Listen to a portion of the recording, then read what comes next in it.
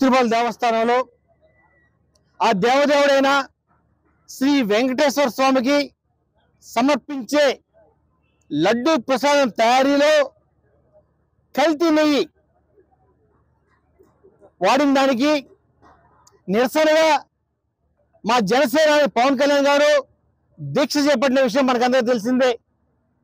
మా జనసేన పవన్ కళ్యాణ్ గారికి మద్దతుగా ఆత్మకూరు జనసేన పార్టీ తరఫున ఈరోజు ఆత్మకూరులో మా జనసేన పార్టీ ప్రధాన కార్యాలయం నుండి సంగమేశ్వర స్వామి దేవాలయం వరకు పాదయాత్ర నిర్వహించడం జరుగుతూ ఉంది. ఈ సందర్భంగా మా జనసేనని ప్రజలకి ఏదైతే సందేశం ఇచ్చారో ఆ సందేశాన్ని మరొకసారి మీ అందరికి తెలియజేస్తున్నా.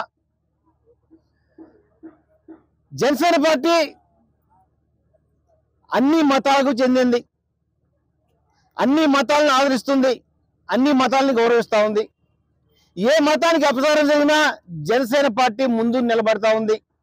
అదేవిధంగా తిరుపతి దేవస్థానంలో వెంకటేశ్వర స్వామి సమర్పించే లడ్డు ప్రసాదానికి తయారు చేసే నెయ్యిలో గత వైసీపీ ప్రభుత్వ హయాంలో ఆ నెయ్యిలో పశువుల కొవ్వుతో తయారు చేసిన నూనె, పంది కొవ్వుతో తయారు చేసిన నూనె, చేప నూనె ఇవన్నీ కల్తీ చేశారని చెప్పి రిపోర్ట్స్లో తేటతెల్లమైంది.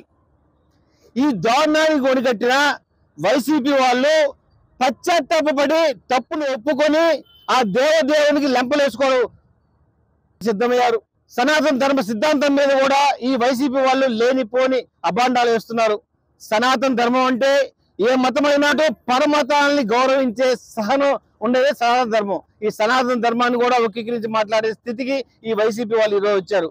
ఇప్పటికైనా వెంకటేశ్వర స్వామి ముందు లెంపలేసుకోవాలని చెప్పి సందర్భంగా తెలియజేస్తా ఉన్నాం. మరిన్ని వీడియోస్ కోసం ఛానల్ ని సబ్స్క్రైబ్ చేయండి. లేటెస్ట్ అప్డేట్స్ కోసం వాట్సాప్ ఛానల్ ని ఫాలో చేయండి. అండ్ లింక్ డిస్క్రిప్షన్ లో ఉంది.